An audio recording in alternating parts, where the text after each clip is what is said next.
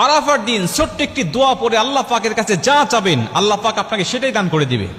কারণ বছরের শ্রেষ্ঠ দিন হলো আরাফার দিন। এই আরাফার দিন ৩৬৫টা দিনের মধ্যে সবচেয়ে শ্রেষ্ঠ দিন।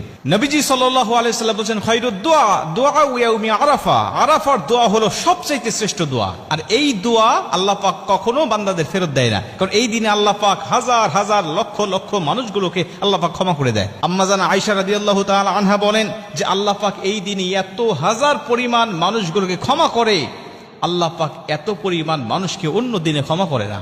শয়তান চিৎকার করে সেদিন কাঁদতে থাকে, আল্লাহ পাক ফেরেশতাদেরকে ডাক দিয়ে বলতে থাকে, দেখো মানুষেরা আমার আরাফার ময়দানে উপস্থিত হয়ে যাদের মধ্যে ভাষার কোনো মিল নাই, দেশের কোনো মিল নাই, সবাই এক কাপড়ে আবৃত হয়ে লাব্বাইক আল্লাহুম্মা লাব্বাইক বলে বলে সবাই আমার প্রশংসা করছে, আমাকে ডাকছে।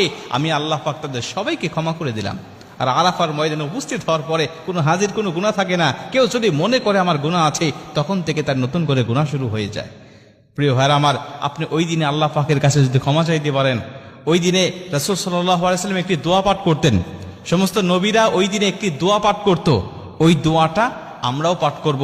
আমাদের যাদের তৌফিক হয়নি, আমরা যারা যাইনি সেখানে, আমরা নিজ নিজ দেশে থেকেও, নিজ নিজ এলাকায় থেকেও আমরা যদি দোয়াটা পাঠ করে আল্লাহ পাকের কাছে ক্ষমা চাইতে পারি, আল্লাহ পাকের কাছে কিছু চাইতে পারি, আল্লাহ পাক আমাদের খালি হাত ফেরত দিবে না, আল্লাহ পাক আমাদের দোয়াটাও কবুল করে নেবেন। নবী সাল্লাল্লাহু আলাইহি ওয়াসাল্লাম সেই দোয়াটা পাঠ করতেন, লা ইলাহা ইল্লাল্লাহু ওয়াহদাহু লা শারীকা লাহু লাহুল মুলক ওয়া লাহুল হামদ ওয়া হুয়া আলা কুল্লি শাইইন কাদির।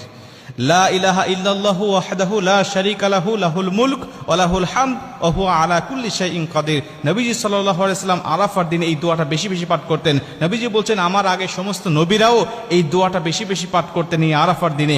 অতএব আমরা যারা যাইনি আরাফার ময়দানে, আমরা নিজ নিজ দেশে থেকেও এই দোয়াটা আমরা পাঠ করতে পারি এবং আল্লাহ পাকের কাছে দোয়া করতে পারি। এই দোয়াটা পাঠ করে আমরা নিজ নিজ ভাষায় আমাদের যা চাওয়ার দরকার, আমাদের যা পাওয়ার দরকার, আল্লাহ পাকের কাছে সেগুলো আমরা চেয়ে নিতে পারি।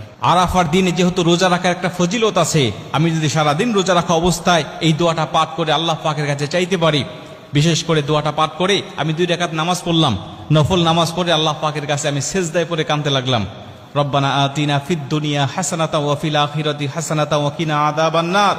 আয়াতগুলো পাঠ করে, নফল নামাজ যেহেতু আপনি যে কোনো আয়াত তেলাওয়াত করতে পারেন, বাংলা ভাষায়ও আল্লাহ পাকের কাছে চাইতে পারেন, কোনো সমস্যা নেই।